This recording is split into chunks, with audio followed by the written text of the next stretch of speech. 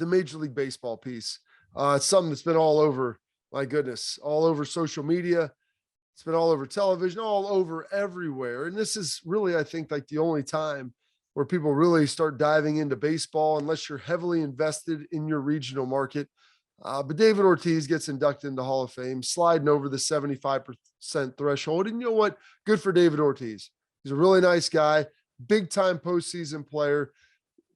Did a tremendous job helping the Red Sox break their curse, leading them to a number of their championships. And so for people who are my age, like, it was a big piece of watching him help that Red Sox team finally break through and win the World Series title, and then helping lead them to a couple more as well. Huge big time clutch performer in the playoffs and in the World Series. Should be commended for that. Very good player in the regular season as well.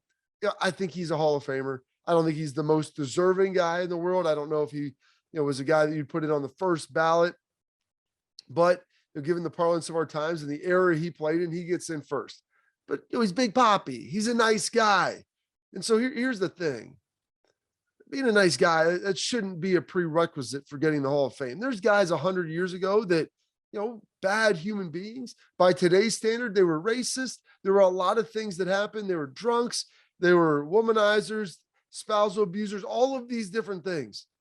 They're imperfect humans. But they're all in the Hall of Fame. They got in. And because why? They're on-field exploits. And that's what they should ultimately be judged on. And so on the passing here of their 10th opportunity, you got Barry Bonds getting passed over. Roger Clemens getting passed over. Sammy Sosa, he's not getting in either. Him and McGuire. You have Kurt Schilling. He apparently, this was his last, didn't get in as well.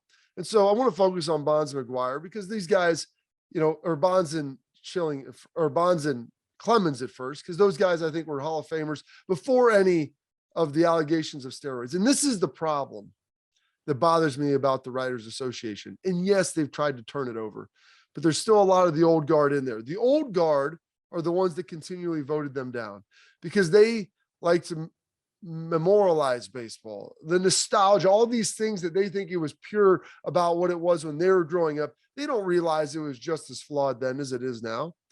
And all the changes that have happened with different eras in the dead ball era. And now they had the rosin era where, the spin rate was so ridiculous. No one could hit home runs anymore. You couldn't hit pitchers. So they came out and they made a rule and they changed it. But in the 90s, steroids became prevalent. A lot of players used them. A lot of guys who maybe we think didn't use them did. And I go back to this and people, push back at Freer and everything with the Major League Baseball Players Association, how powerful they were, and they didn't want testing. I always refer to this. My dad played in the NFL in the 70s and 80s. They enacted drug testing. Why? Because he's like, I didn't want to play against guys that were using steroids. I didn't want to compete against them, and I didn't want to compete for my contract dollars against them. And so if there were that many players in Major League Baseball who weren't using, they should have stood up and should have said no and should have had testing.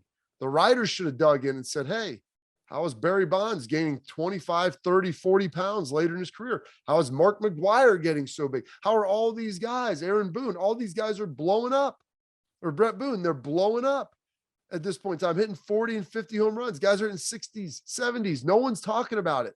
How is it happening? Advancements in the human body? No. The writers knew. The owners knew. Bud Selig knew. Everybody did. And so the saying in coaching is if you're permitting it, you're promoting it. And not only were the writers permitting it, they were enriching themselves off of it. They were writing books on it. They were glorifying how, the McGuire and Sosa chase saved the game. Barry Bonds and Roger Clemens, in my opinion, they were steroid users, or they were Hall of Famers before the use of steroids.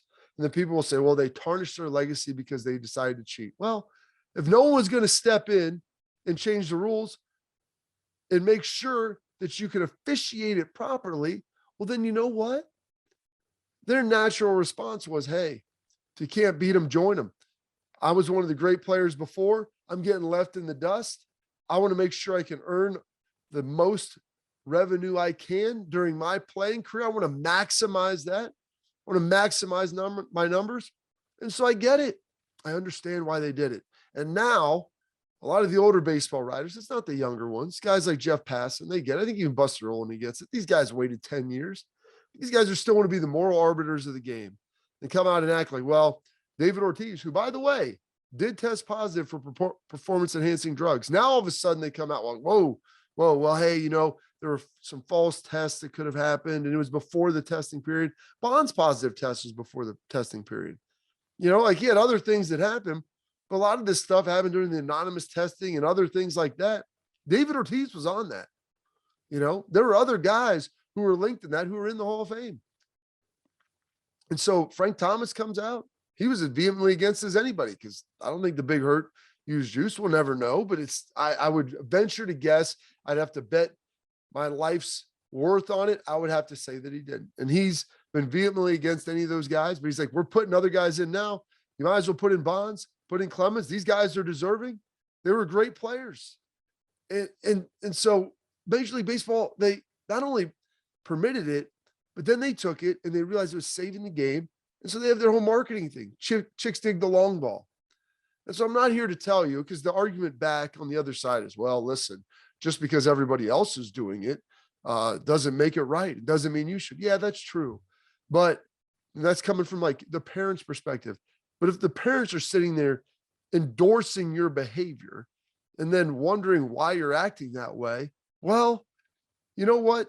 This is what it is. So I've thrown my hands up at this. I'm basically done with Major League Baseball. I'll watch the playoffs, but it doesn't excite me anymore. And it's because of, their unwillingness to change and their, gripping on to history like grim death and failure to evolve. It's just brutal. It's just brutal. And nothing was more evident than with the last Hall of Fame inductee vote. And the writers, they get their wish. They get to sit there and some of those guys and pound their chest and act like they've never done anything wrong, even when they tacitly endorsed what was happening. And maybe even more so than that, because they're writing books on it and they were monetizing it, monetizing the use of steroids in baseball. So you tell me, who is more to blame? The players who are doing it, they're enriching themselves, or the writers who are promoting it and also glorifying it while monetizing it for themselves?